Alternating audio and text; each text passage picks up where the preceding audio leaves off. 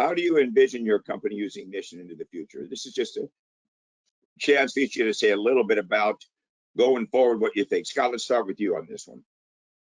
Yeah, I think, and just we've mentioned it, right? It's opening up other industries for us. I mentioned utilities for us. That's you mentioned water, wastewater, Don. It is freshwater utilities for us, but even we've got Hitachi Energy in here today. I can't remember if I mentioned it, but we were acquired by Hitachi in 2022. So for us, that future comment, it's Hitachi's a large global company, and there is just unlimited capabilities of using Ignition not only in Hitachi Group companies. We have manufacturing capabilities as well as other service provider divisions of Hitachi. So we see just unlimited growth potential for using Ignition across these Hitachi Group of companies. That's great. How about your future, Evelyn, from your company? How do you see it? Technology grows fast now, and Ignition is the software to keep up. Thanks to Ignition, companies have been able to face digital transformation in less time with less cost. I think in the next few years, we will migrate the remaining traditional SCADAs to keep implementing digital transformation. Also, I think we will increase the integration of Ignition with Microsoft tools. We will tend to implement more Ignition in the cloud. And why not in the near future to integrate Ignition with AI to expand capabilities? I think there is a lot to do in the next 2-3 years. Sounds like you will be busy. That's good. It's a good thing. How about you, Remus? What plans you got going forward?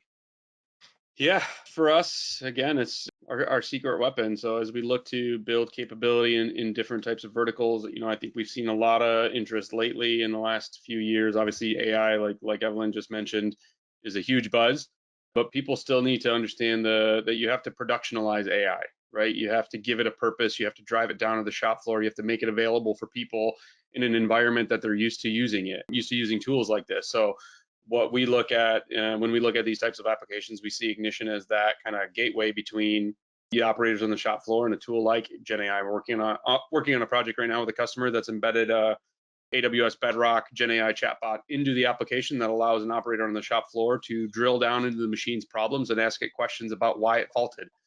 Doing things like pulling up maintenance documentation, tying into the CMMS to see the last time it was executed a preventative maintenance on it. And so for us, Ignition will continue to be that, that glue in between all the different types of use cases and solutions that we have to go after. We're deploying it in worlds that we typically wouldn't have had a solution for, making it the interface for AI-based computer vision, making it the interface for GenAI chatbots, making it the interface between multiple different systems that normally would not have been able to talk to each other. And it's just that easy to use tool that at a cost that is incredible for our customers. And yeah, we'll continue to push on it in all sorts of different new use cases. Thanks, Remus. Chris Taylor, your thoughts?